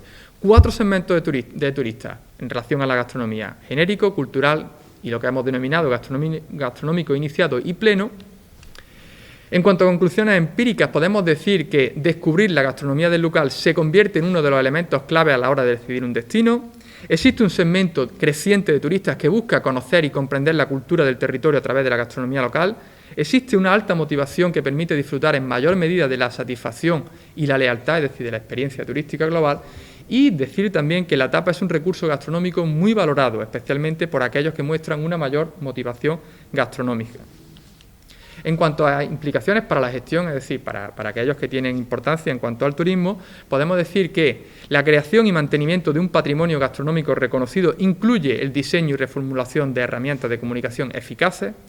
El turista gastronómico gasta más que la media, es exigente, se desplaza en la búsqueda de nuevas tendencias y, esencialmente, se interesa por descubrir la autenticidad del destino. Por lo tanto, es necesario combinar tradición e innovación gastronómica, pues ambas deben convivir de manera natural y, por supuesto, se realiza un mayor desembolso económico en el destino cuando se percibe la diferencia y el esfuerzo creativo. Y me gustaría decir, para finalizar, 6 aspectos esenciales en el cual aparece un nuevo contexto, ¿no?, en esta situación de la pandemia y de lo que viene después, ¿no?, en el sentido de que puede estar próxima una vacuna y puede ser que de nuevo volvamos a ser potencia en este aspecto turístico. Y dice, salir de vacaciones o a degustar la gastronomía local se verán limitadas tanto por el no poder como el no querer. Eso me ha parecido muy relevante. Es necesario agruparse y organizarse en todos los sectores implicados para poder hacer frente a los desafíos actuales del sector agroalimentario, el cual se antoja más necesario que nunca esta organización y agrupamiento. El objetivo para la ciudad de Córdoba es consolidar las 4 S de la gastronomía local, que sea segura, saludable, que sea singular y que sea sostenible. Y en esta época de cambio y transversalidad es fundamental la reformulación de los conceptos de salud y sostenibilidad. Para concluir, decir que el consumidor actual es tan importante conocer qué se hace, cómo se elabora y se preparan los productos y platos típicos. Y por último, resulta imprescindible favorecer una soberanía alimentaria que permita a las regiones el autoabastecimiento culinario en estos tiempos que corren. Por mi parte, dar las gracias y decir que he estado muy, muy a gusto aquí en la presentación y muchas gracias a todos. Bueno, pues a continuación seguimos con estas interesantes jornadas organizadas por el Centro de Análisis y Prospectiva de Turismo de Córdoba. Y a continuación tengo el gusto de presentar a un compañero mío del área de Economía Financiera y Contabilidad. Se trata de don José Antonio Cavas Jiménez. José Antonio Cavas Jiménez es economista de formación y de profesión. Es un asesor fiscal que lleva en la Universidad de Córdoba con nosotros desde el 2010. Fíjense ustedes qué interesante, una formación y un desarrollo profesional economista y a la vez no habla de gastronomía, porque a fin de cuentas la gastronomía no es una de sus partes más importantes, es el apoyo a la economía general. Aparte de bueno, ya lo sabemos y lo reconocemos, como la gastronomía no deja de ser una complementariedad de las rentas que a la provincia, pues bueno, que sabemos que ellos su función principal y su actividad principal va a ser agraria, de materia prima, productos, pero que viene genial esta complementariedad. Entonces, bueno, pues a continuación él nos presenta la ruta gastronómica de la provincia de Córdoba, basada en sus 3 productos estrella, y yo lo que estoy deseando de escucharlo, yo me retiro y los dejo. Bueno, muchísimas gracias por haber venido al encuentro. Hola, buenas tardes a todos. Ya me he presentado, Ricardo, soy José Antonio Cavas, economista, asesor fiscal y soy profesor de la UCO del año 2010 y lo que voy a presentar es una visión de la ruta gastronómica de la provincia de Córdoba, basada en 3 productos fundamentales como es el jamón, el vino y el aceite. ¿Vale? Por el porqué de estos 3 productos, porque son en los que Córdoba destaca. Y para ver por qué destaca, vamos a retroceder un poco o vamos a intentar aislarnos y ver lo que supone dentro del turismo, lo que son estas rutas gastronómicas. El turismo en España en cifras podemos ver que somos toda una potencia mundial. Una potencia mundial significa que en el último año nos visitaron 83,7 millones de turistas, teniendo el ranking como el segundo país más visitado por turismo internacional que nos visita. Dentro de la elaboración que hacen organismos internacionales, estamos calificados como, podríamos decir, el mejor país del mundo para pasar las vacaciones. Estamos dentro de los 20 principales territorios turísticos de ranking. En primera posición España, en segundo está Francia. ¿Vale? Esto se hace en base a 14 criterios que se toman como base para valorar el por qué un turista querría volver a visitar ese destino. Es verdad que ninguno de estos criterios, de estos 14 criterios, tenemos una nota de sobresaliente, nos sacamos el 10, pero sí un notable alto. Eso quiere decir que la influencia la confluencia de distintos factores hacen de España un país ideal para visitar. ¿Vale? El turismo en cifras lo podríamos definir con esto. En este ranking somos el primero, empezamos desde el año 2011, este ranking se elabora bianualmente, ocupábamos la 8ª posición, en 2013 la 4ª, y desde el 2015 somos la primera potencia mundial. Tenéis la cifra de turistas que nos visitan, la aportación que hacemos al pie de 153.000 millones de euros, ¿vale? Un objetivo perseguido por todas las economías es aumentar de alguna forma el gasto que cada turista se hace en nuestra tierra, y viene a suponer, según datos del año 2018, los últimos que tenemos disponibles y fiables, que supone una aportación de un 12,3% del Producto Interior Bruto. 2 de cada 10 nuevos empleos están asociados al turismo. Estamos hablando de cifras que no, hasta el año 2019 no contemplan el debacle que está sucediendo actualmente, ¿vale? Hasta el año 2018 el PIB turístico incluso superaba en crecimiento al PIB general por crecimiento durante los últimos 8 años. Desde el año 2018 se ha empezado a disminuir ligeramente. ¿Por qué ha empezado a disminuir? Porque España tiene unos retos, que son los que veremos ahora también, que también se suceden en la economía más doméstica, como puede ser la andaluza, que son principalmente la crisis catalana, la recuperación de mercados competidores. Uno de los factores a los cuales no somos competitivos, de esos 14 que he comentado, es en precio. ¿Eso qué quiere decir? ¿Que somos más caros que los demás? Depende con quién nos comparemos, sí. El auge de países o rutas alternativas, como pueden ser Turquía o Túnez, ¿vale?, hacen que pueda, por el motivo precio, disminuir el número de turistas en determinadas zonas de España. Las negociaciones con el Brexit están suponiendo un duro golpe, ¿vale? E igualmente, la fortaleza del euro. Lo que para unas cosas viene bien, tener un euro fuerte, para otros no viene tan bien. ¿Por qué? Porque al tener un euro fuerte quiere decir que las otras monedas tienen menos peso para venir a España, lo cual hace que de forma indirecta se encarezcan los precios para el turista. Los datos que estábamos viendo para España son muy similares para Andalucía. Hemos conseguido 32,5 millones de turistas en 2019. La valoración media que nos hacen sobre 10 puntos de un 8,4, ¿vale? Es la segunda comunidad autónoma en recepción de turistas. Ha hecho que aumente el empleo a más de 420.000 personas ocupadas directamente con turismo y suponemos el 13,1% del PIB andaluz. Los retos a los que se enfrenta esta economía son los mismos que a nivel nacional. Crisis catalana, la recuperación de rutas alternativas, la fortaleza del euro y el tema del Brexit. Tenemos una dependencia en cuanto a turismo británico, ¿vale? ¿Qué ocurre con todo el tema del turismo? Pues que a nivel global están variando los gustos de la demanda. Desde hace unos años se percibe que la demanda, y en lo que éramos líderes en la década de los 70, lo que es el turismo de sol y playa está cambiando. Está cambiando por varios motivos. Uno de ellos por la saturación de esos destinos, otra vez porque están cambiando los hábitos vacacionales. Es decir, ya la gente no solamente está pensando en irse de vacaciones a la playa, sino que está pensando también en conocer lo que tiene dentro. Rutas alternativas, tipo de turismo distinto, no tan ocioso, sino que queremos conocer, ¿vale? Eso quiere decir que se diversifique mucho la oferta turística. Esta oferta turística, al diversificarse, tiende a girar hacia el consumo masivo de naturaleza y cultura. En una época en la que vivimos con tanta contaminación, con tanto estrés y demás, se van buscando que en las zonas rurales tengan un mayor auge.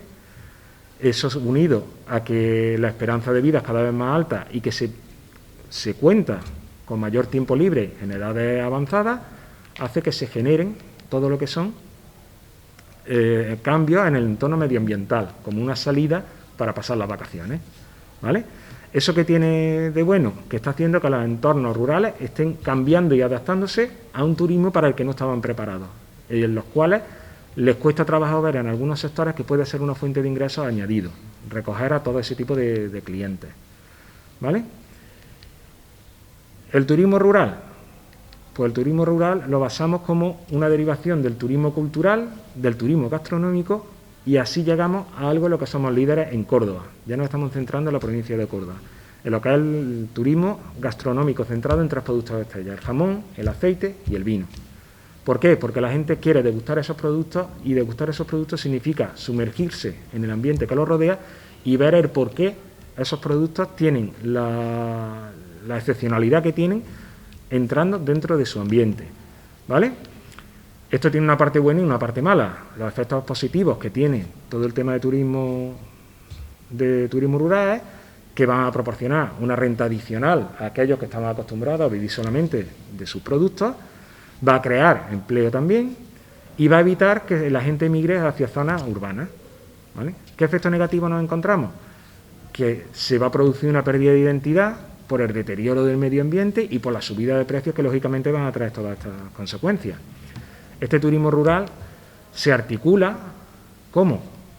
A través de la excepcionalidad de los productos. Y esta excepcionalidad de los productos se transmite a través de denominaciones de origen, protegidas o no, y de indicaciones geográficas protegidas, ¿vale? En España contamos con 192 denominaciones de origen protegidas, de las cuales 90 son para el vino y 31 para el aceite de oliva extra, 4 para el jamón ibérico y 1 para el serrano, además de 132 indicaciones geográficas protegidas, ¿vale? De ellas 42 son para el vino. Las indicaciones geográficas protegidas difieren de las denominaciones en que la elaboración del producto no se finaliza, no se hace totalmente en la misma zona, sino que se desplaza. Es curioso el hecho, ahí tenemos la excepcionalidad de España, como podéis ver en la representación gráfica, solamente las zonas que no están coloreadas son zonas de toda España en las cuales no existe ninguna denominación de origen ni indicación geográfica protegida, ¿vale? Si os dais cuenta, en Córdoba solamente una pequeña franja, todo lo demás está ocupada por algún tipo de denominación de origen. Centrándonos en los tres productos, tenemos el jamón, ¿vale?, con la denominación de origen protegida del Valle de los Pedroches, situado, ahí lo podéis ver, en el norte de la provincia de Córdoba, comprende 31 municipios casi completos, ahí tenéis el mapa por donde lo bordea. Todas esas zonas son ricas en lo que es la producción de jamón, y lo son porque tienen una dehesa que la hace incomparable, el marco perfecto para la crianza del producto estrella, que es el cerdo, ¿vale?, cerdo ibérico. Aquí tenéis las distinciones que, según una calificación desde el año 2014, se hace sobre 100% ibérico o ibérico mezcla, etcétera, etcétera, ¿vale? Hay 5 denominaciones de origen en España, 4 para el ibérico y 1 para el serrano. Dentro de las 4 del ibérico tenemos el de Jabugo, los Pedroches, el jamón de Guijuelo y dehesa de Extremadura. Y para el serrano, el jamón de Teruel es el único que tiene esta categoría. Además, nos encontramos con 2 indicaciones geográficas protegidas, que son Tréveles y Serón, ¿vale? Lo podéis ver directamente aquí en el mapa.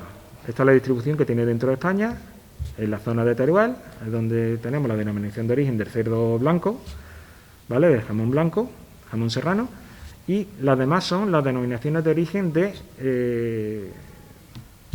del jamón ibérico. Si os dais cuenta, esa unión de todas esas zonas, tanto de Córdoba como Extremadura, y metido ya hasta la parte de Guijuelo, supone lo que es la dehesa, la ampliación de la dehesa, el paraíso ideal para este tipo de producción. ¿Qué importancia tiene el jamón dentro de la economía? Aquí tenéis gráficamente con la evolución de las ventas en productos desde el año 1996 al año 2018. Lo del 2019 no los tienen disponibles todavía, ¿vale? Y lo tenemos ahí con esa franja. La flecha más alta que veis, o la línea más alta, es la que corresponde al jamón, ¿vale? Esto incluye jamón ibérico y jamón blanco. Más datos, aunque no quisiera aburriros con los datos. Las exportaciones en millones de euros las tenéis ahí representadas, en miles de kilos, como veis siempre una tendencia ascendente, ¿vale? La diferencia que supone el jamón con respecto a otros productos, básicamente porque el coste es alto, ¿vale?, y el precio es alto. Y la mayoría de este jamón se queda en producción nacional, se consume directamente en España, ¿vale? Esto con respecto al jamón.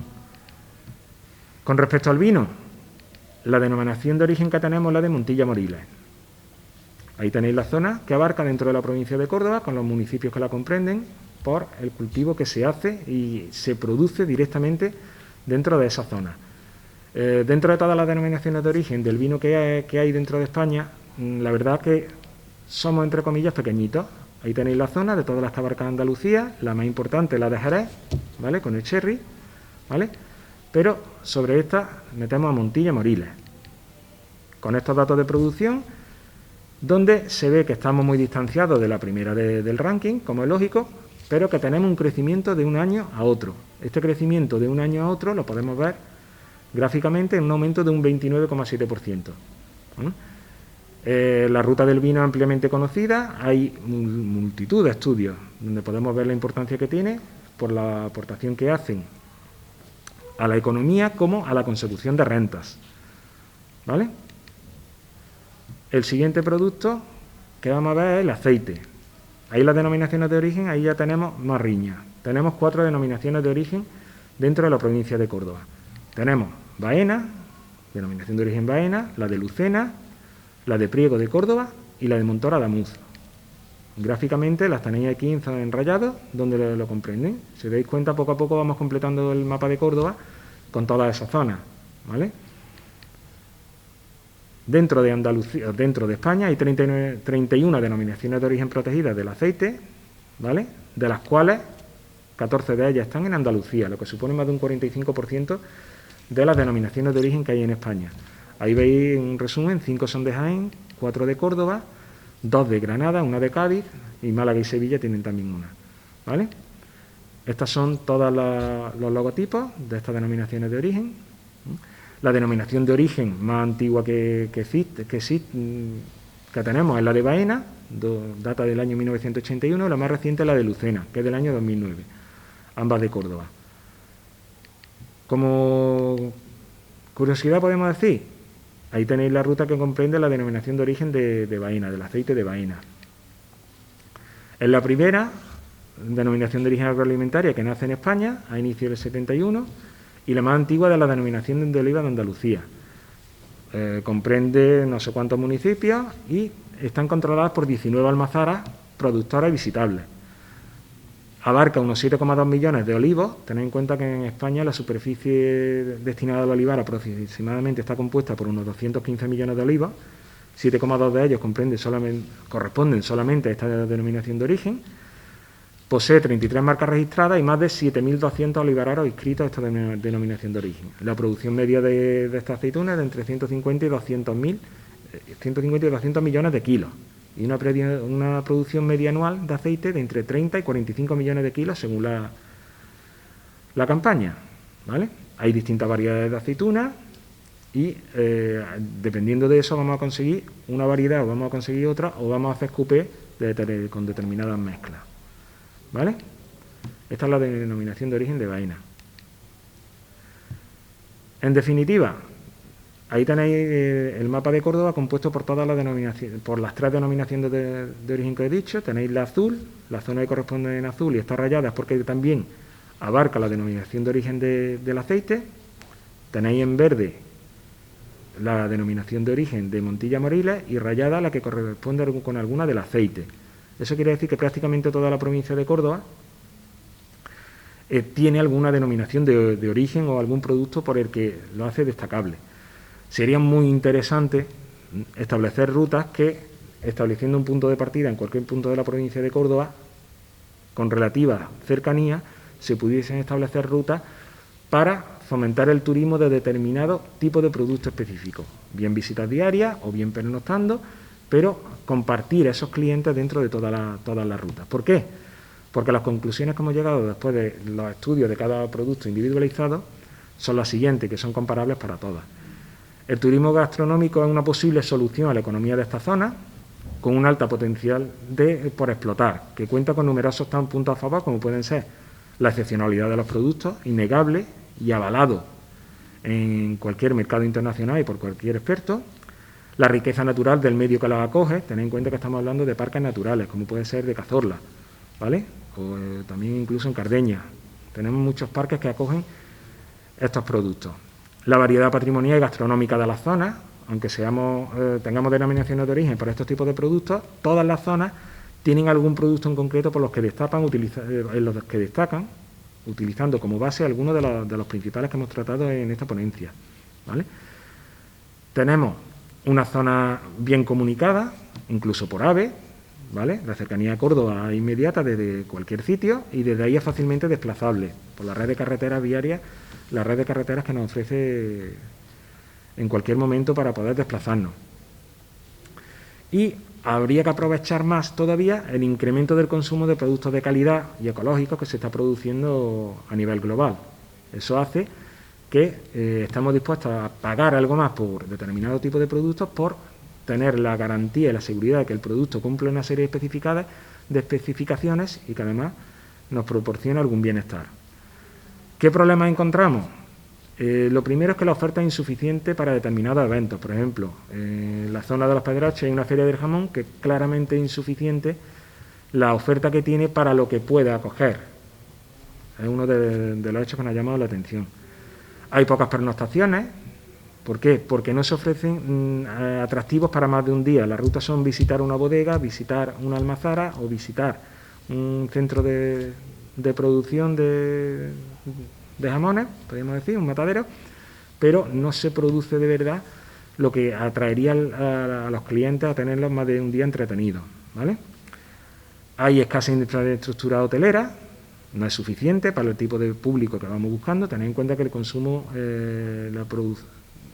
medio de turistas en la zona del jamón, estamos hablando de más de 160 euros diarios, ¿vale? Faltan diseños de rutas que unifiquen el producto con otro tipo de turismo, como el natural, el patrimonial, religioso, etcétera. No solamente tienen que venir a visitar la zona del jamón, del aceite o del vino, sino que pueden enlazarlo con otro tipo de turismo, como puede ser el patrimonial, el religioso, simplemente el rural, para visitar un parque natural, etcétera, etcétera. ¿Esto por qué es debido? Porque no hay coordinación con otras rutas y otras zonas. En definitiva, nos hemos encontrado una falta de visión estratégica integradora, donde integre lo que es la agricultura como producción, el desarrollo y el turismo. Hay que intentar hacer ver a todos los productores que es una importante fuente de ingresos lo que es todas las visitas turísticas, es decir, visitar una almazara, que tiene que hacerlo personal especializado y que conozca perfectamente el producto, no simplemente la persona de administración que está allí en ese momento.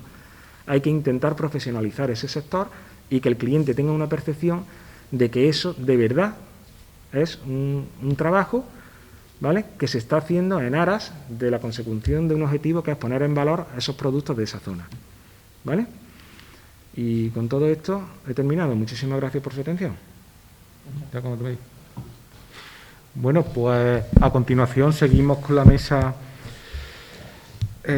sobre el panorama actual de la situación de la oferta en la restauración de Córdoba y el más esperado para mí, el último, el miembro más joven y no por eso, porque nos trae interesantísimas ideas sobre su ponencia en propuestas e implicaciones para la gestión del turismo gastronómico en Córdoba. Se trata de Salvador Moral Cuadra. Él es, y me encanta decirlo, él es graduado en turismo, graduado en Ciencias Económicas Empresariales y tiene una extensa formación, aparte de destacando ya con numerosos artículos de investigación, los cuales han dado en la tecla en ciertos sitios. Para colmo, tenemos la suerte de que investigue en Córdoba. Él podría investigar en otros sitios y entonces es una persona que la queremos en la casa muchísimo. Bueno, pues sin más dilación, les dejo con su interesantísima propuesta. Bueno, en primer lugar, gracias Ricardo por las palabras. En primer lugar, también me gustaría darle las gracias al Centro de Análisis y Prospectiva en el Turismo por haberme invitado a esta jornada, a este simposio. Antes de empezar a entrar en las gracias, en las conclusiones, en las implicaciones, etcétera, yo creo que sería interesante ver todo lo que Córdoba posee a nivel gastronómico, no solamente en Córdoba ciudad, sino en Córdoba provincia, ¿vale? Como todos sabemos, tenemos 3 estrellas Michelin en la ciudad de Córdoba, una de ellas es Responde Restaurante El Choco, muy cerca de aquí, y también vemos como Nor, también el año pasado tuvo su 2ª estrella Michelin. También tenemos el restaurante de Celia Jiménez con un sol, de la guía Repsol, y el Embero como recomendación. Por otro lado, también tenemos una vasta cantidad de bodegas y de lagares a lo largo de toda la provincia de Córdoba. Véase, por ejemplo, la zona de la Campiña, la zona de Montilla, la zona de Moriles. También tenemos en la misma zona una gran cantidad de molinos, de almazaras, donde el aceite de oliva tiene un papel importante y muy predominante en la economía local. Y también destacar el papel que tiene la dieta mediterránea a nivel mundial, ya que fue declarada hace unos cuantos de años como Patrimonio Inmaterial de la Humanidad. Perdón. ¿vale? Yo voy a proponer mis propuestas, mis implicaciones para la gestión se van a sustentar en, digamos, en 3 pilares. Realmente son 4, pero hay 2 que podemos unificar en uno. El primero de ellos es las ciudades creativas de la UNESCO y, en segundo lugar, la capitalidad española de la gastronomía y, finalmente, el desarrollo de trabajos de campo y el uso, el empleo de la universidad como un eje vertebrador del conocimiento. En cuanto a las ciudades creativas, en el año 2004, pues, la UNESCO crea una red de ciudades creativas con la finalidad de plantear la idea de creatividad como un elemento estratégico, un elemento vertebrador para el desarrollo de las ciudades desde un punto de vista sostenible. Sabemos que hoy en día el desarrollo, la sostenibilidad está muy en boga y hemos de abogar por este desarrollo sostenible desde un punto de vista económico, un punto de vista social, pero sobre todo desde un punto de vista medioambiental. En este sentido, esta red se articula sobre 7 ámbitos diferentes. Es decir, se puede hacer ciudad creativa en la artesanía y artes populares, en artes digitales, en cine, en diseño, en literatura, en música y destacando la gastronomía. Claro, esto lo propone la UNESCO, pero decimos que es muy difícil porque hay muchas ciudades en el mundo que pueden optar a esto, sí, pero ya tenemos antecedentes de ciudades españolas que ya han sido ciudades creativas en cualquiera de estos 7 ámbitos. Vamos ahí, por ejemplo, Sevilla en 2004 fue ciudad creativa de la música, Bilbao, ciudad creativa del diseño en 2014, al igual que Granada en literatura, Barcelona también en literatura lo fue en 2015, Tarrasa fue en 2017 ciudad creativa del cine, al igual que Valladolid fue el año pasado. Finalmente, Liria también fue ciudad creativa de la música en 2019. Me he dejado los 2, Burgos y Denia, porque han sido las 2 únicas ciudades creativas de la gastronomía nombradas por la UNESCO en España. Ambas fueron en 2015. Luego veremos posteriormente cómo la entrada en ciudad creativa y en ciudad de la gastronomía española va a reportar grandes beneficios, no solo a nivel económico, sino también a nivel de empleo, pernoctaciones, etcétera. En cuanto a la capital española de la gastronomía, bueno, como bien podemos ver, desde La Rioja, pasando por Burgos, hemos visto hace 30 segundos como Burgos fue en 2015 ciudad creativa de la gastronomía y 2 años antes fue ciudad española de gastronomía. Vitoria-Gasteiz también fue ciudad española de la gastronomía, al igual que fue Cáceres, al igual que fue Toledo, Huelva, León, o este año Murcia, que dadas las circunstancias que hemos tenido con esta pandemia de coronavirus, se oyen cantos de sirena de que posiblemente a lo mejor renueve Murcia como ciudad gastronómica en 2021. Creo que es de justicia, ya que no ha podido desarrollar todas las ideas y todas las estrategias que tenía planificadas para este año. Un aspecto muy importante que se plantea posteriormente sería la creación de una red de ciudades gastronómicas que son o que hayan sido para conformar un producto turístico nuevo, alternativo. ¿Qué supone ser capital española de la gastronomía? He sacado varios recortes de prensa. En un caso de Burgos, el alcalde por aquel entonces, Javier Lacalle, dijo que en 3 meses de ser capital gastronómica nos ha colocado donde no estuvimos antes, es decir, le ha dado visibilidad. Burgos, el año que fue capital española de la gastronomía, recibió un 26% más de turistas que el año anterior.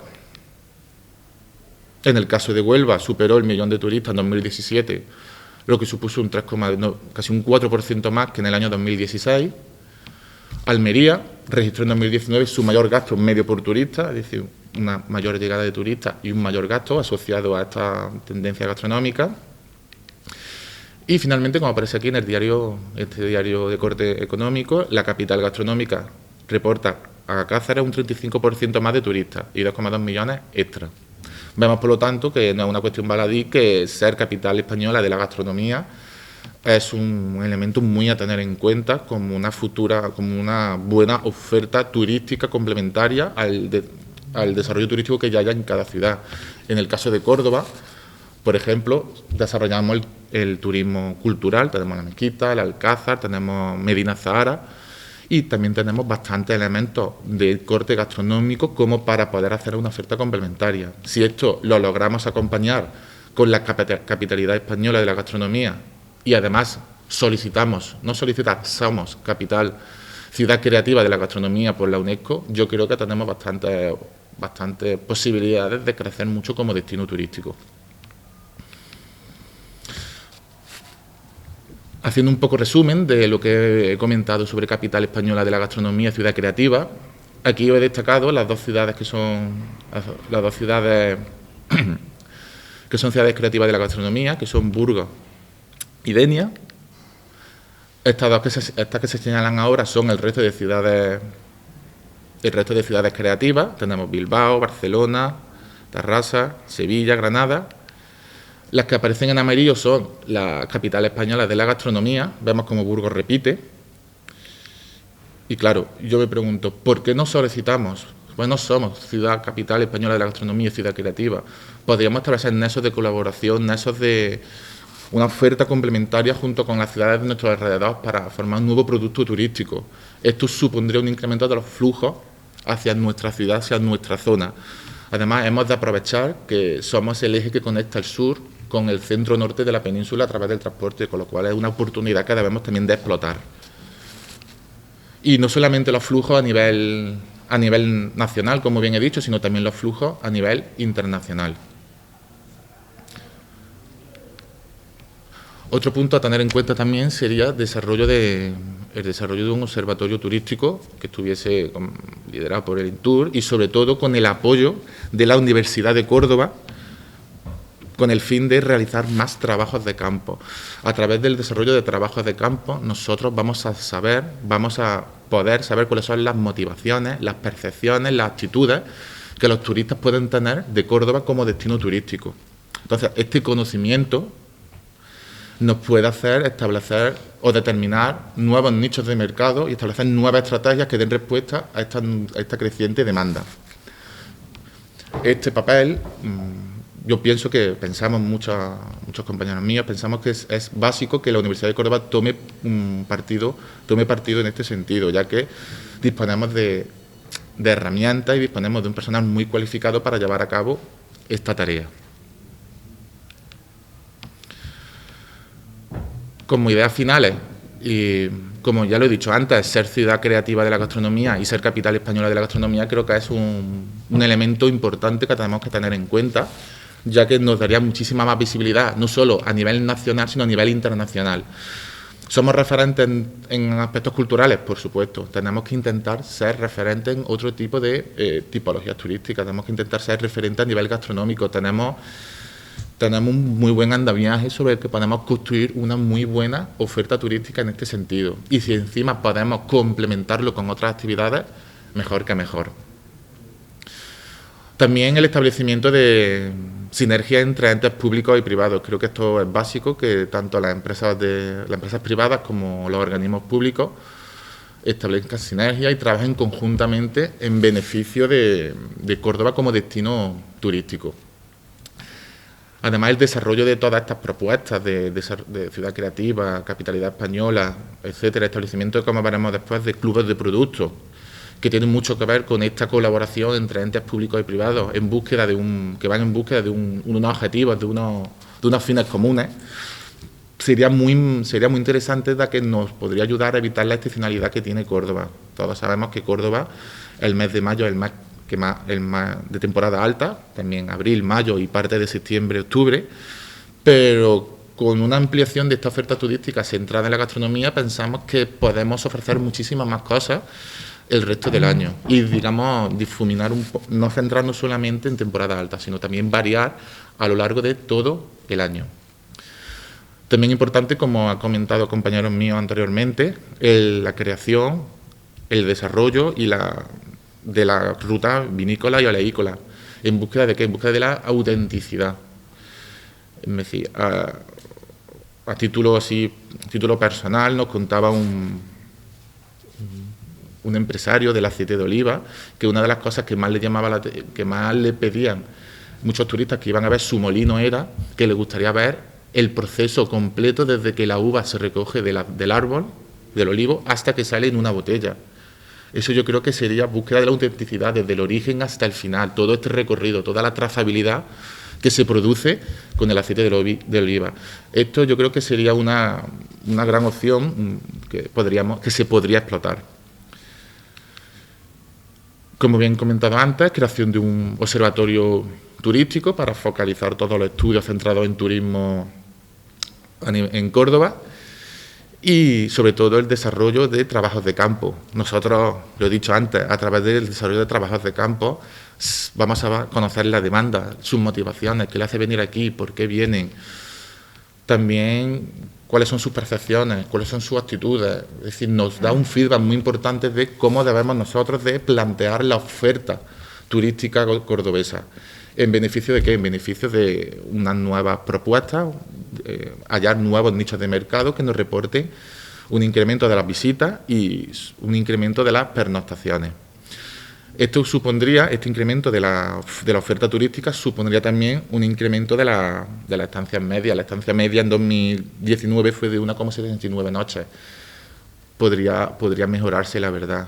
La única forma que vemos es a través de una nueva oferta turística que incluya nuevos elementos, como por ejemplo fuese la gastronomía o fuese paquetes combinados de gastronomía con otras tipologías turísticas que se den en la ciudad y la provincia de Córdoba. Por mi parte, esto ha sido todo. Buenos días nuevamente a quienes nos están siguiendo en esta retransmisión en directo del tercer encuentro sectorial de Turismo, Universidad y Empresa. Y como ya han podido comprobar, pues hemos llegado a la recta final de este encuentro y solo me queda pues fundamentalmente agradecer la presencia de los profesores y expertos en turismo gastronómico que hemos tenido con nosotros de la Universidad de Córdoba, con los que intentaremos mantener futuros contactos fructíferos, como en esta ocasión. Nuestro agradecimiento también a las dos asociaciones empresariales que nos han brindado su apoyo, su colaboración y su visión también sobre la situación del sector empresarial de la restauración en Córdoba, tanto a la Confederación de Empresarios de Córdoba como a la Asociación de Empresarios de Hostelería y Turismo, Ostecor. Y gracias, por supuesto, a todos ustedes que nos han seguido y comentarles que tendrán disponible el vídeo digital completo de este evento en el canal YouTube del Centro de Análisis y Prospectiva del Turismo de la Universidad de Córdoba y también a través de la página web de nuestro centro, concretamente www.uco.es/SITCOR. Y, por supuesto, no solamente lo tendrán disponibles quienes nos han seguido en este evento, sino también a todas aquellas personas y entidades que quieran tenerlo, pues para utilizarlo como mejor estimen oportuno. Esperemos que este tipo de encuentros puedan continuar en un futuro, por su interés, creo que más que justificado en materia de transferencia de conocimiento, en materia de visiones actualizadas de cómo nos encontramos en el sector turístico de Córdoba y provincia, y en este sentido pues manifestar también los esfuerzos que estamos realizando desde la universidad, desde el vicerrectorado de investigación y desarrollo hotelería, desde la propia OTRI, para intentar que este proyecto del centro del CAS, el Centro de Análisis y Prospectiva del Turismo, no acabe a final de año, sino que realmente tenga posibilidad de continuidad, de sostenibilidad en futuros años. Estamos trabajando, en concreto, con el Ayuntamiento de Córdoba, con el área de turismo. También intentaremos trabajar con la Diputación Provincial, con las asociaciones empresariales, para buscar las líneas de colaboración estables que creemos que son básicas, como en definitiva es el objeto social principal de una universidad como la de Córdoba. Muchas gracias y que nos podamos ver en un futuro no muy lejano.